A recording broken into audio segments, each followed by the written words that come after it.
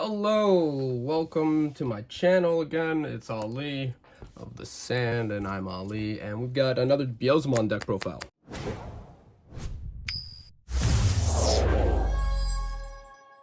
Please subscribe.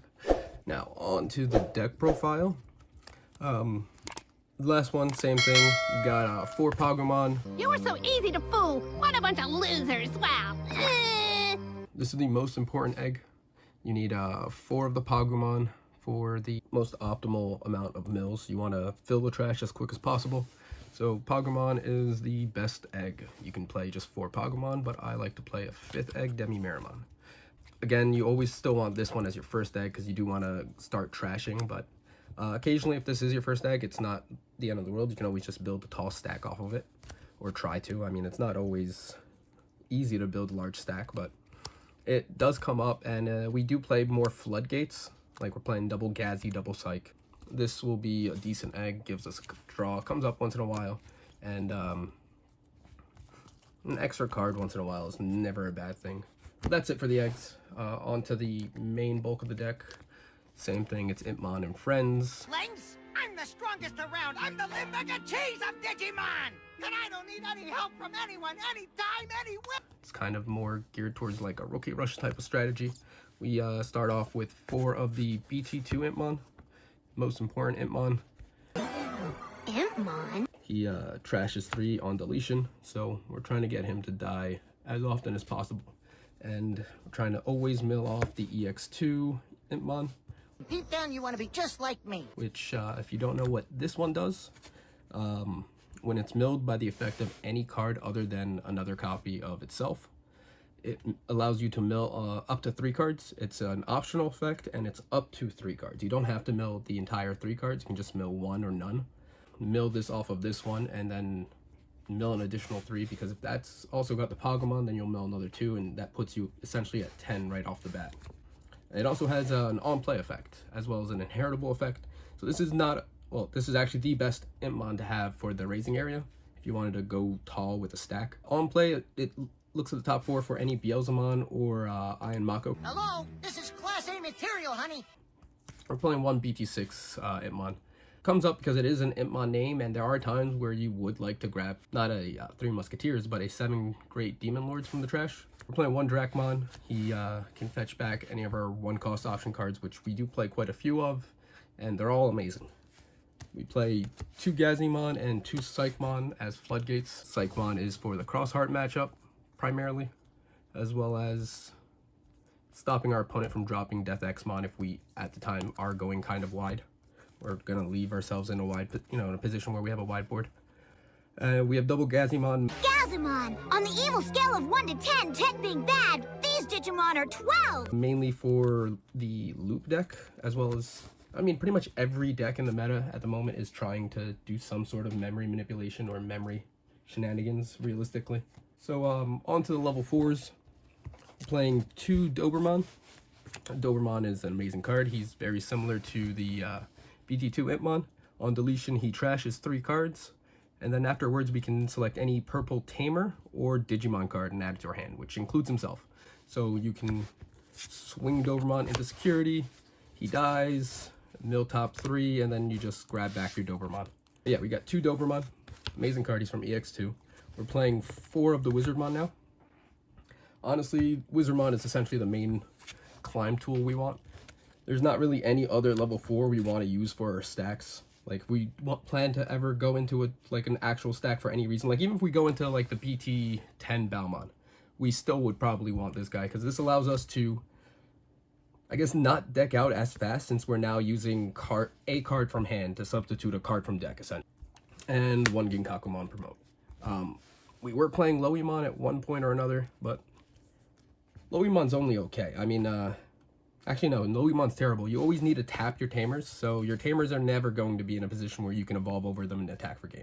You're more realistically going to have an Impmon that you can then either pop for Demonic Disaster or just evolve into a Ginkakumon promote. Demonic Disaster is better because it usually costs only 1 memory, while evolving over an Impmon costs 2. But if you, let's say, had, well, Dobermon would have already swung. I don't know why you'd have a Wizardmon in the play area. Yeah, you're probably going to just evolve over an Impmon for 2. So this is 2 mana, essentially the same thing as Loemon per game. Next, Skull Satomon, we play 1 copy of him. He's the first level 5. Next level 5 is 1 copy of Chaos Mode. And next we've got 3 copies of the new BT-10 Beelzemon. So I guess we should go through them. So the Skull Satomon, his inheritable is the main reason we play him. Because, I mean, you can go into him in the raising area and use it for your stack. I was considering playing Revive from the Darkness. Do I have a copy of it somewhere around here? There we go. Revive from the Darkness. Purple option card, costs 4. I'm going to try to find a spot, honestly, because I do like the card.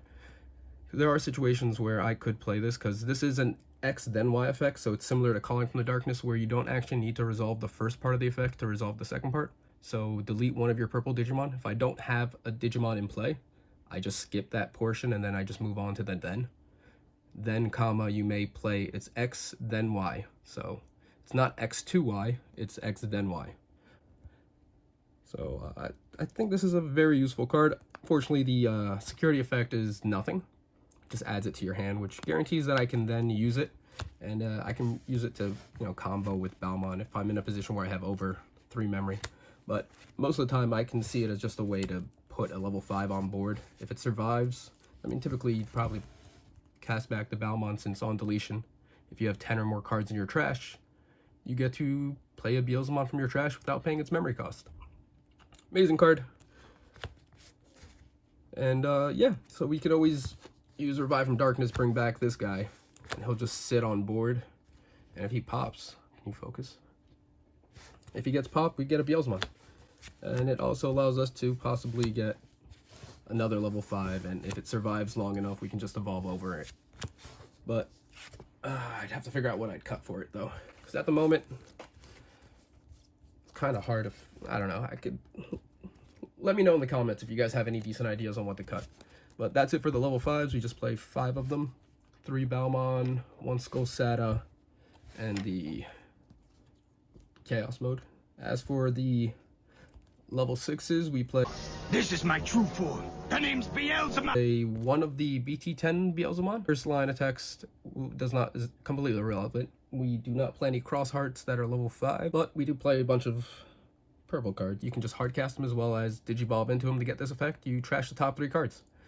And then for every 10 cards in your trash, you can delete a level 4 or lower Digimon. The main reason we like him is because his inheritable is when attacking, end of attack. For every 10 cards in your trash, gain 1 memory. So this is the main guy you want to combo with your I am Mako to get into your blast mode.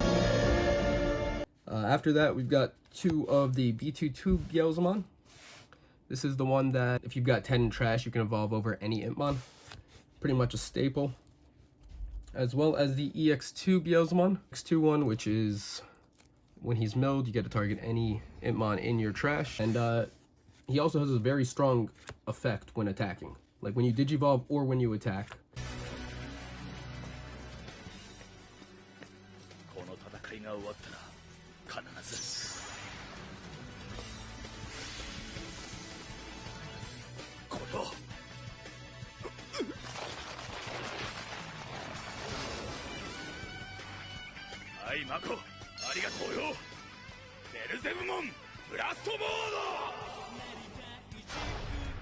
Next we got Blast Mode, the best card.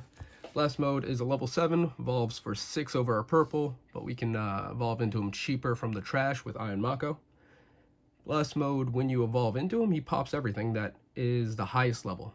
Or all of your opponent's Digimon with the highest level, not everything, just your opponent's. Every 10 cards in your trash, he gains security attack +1. So ideally you do want to have like 20 to 30 cards in trash, maybe 40. And then you can, just completely burn through your opponent's security.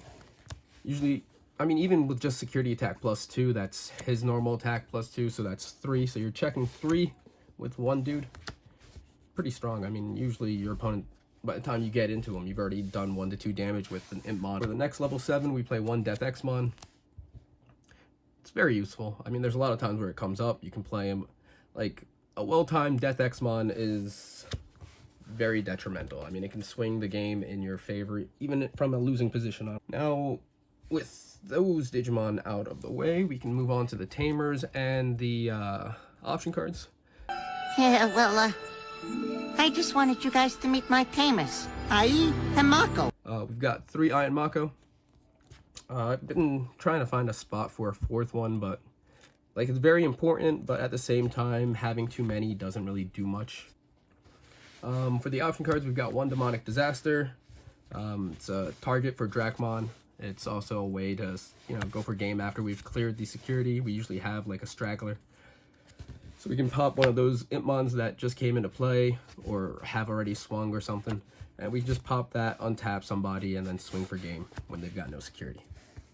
1 memory. If we've got more than 2 bodies, it's basically game. 2 Darkness Wave. Amazing card. I'd like to play more. Even in security, it's amazing because it just activates its main effect, which is to mill 3. So it's just 4 cards in trash for 1 memory. And in security, that's 4 cards in trash for free. And maybe that can give me some more memory.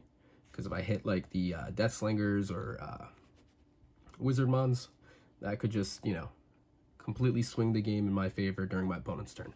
So we got 2 Darkness Wave. It's terrible to try to pass turn with. Never try to pass turn with it, because most of the time when you're using this, unless you've already milled out your Wizardmons and Death Slingers, it's not going to cost 1. You're probably going to hit something that'll make it free, essentially.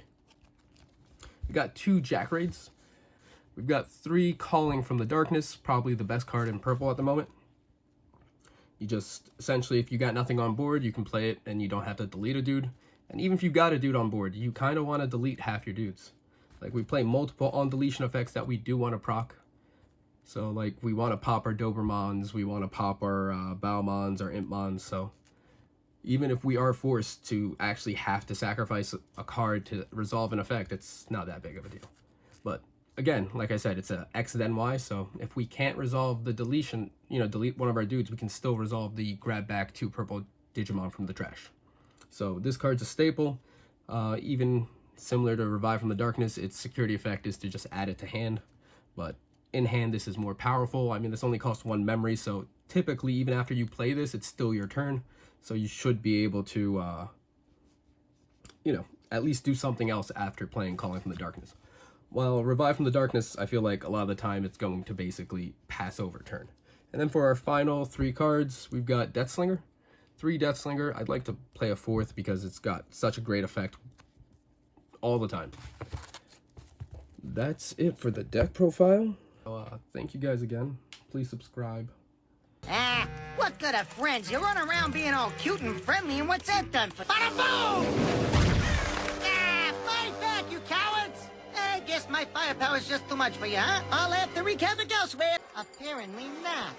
Well, maybe I can teach you something. In today's lesson, we'll begin with tough love. Bada boom! Huh?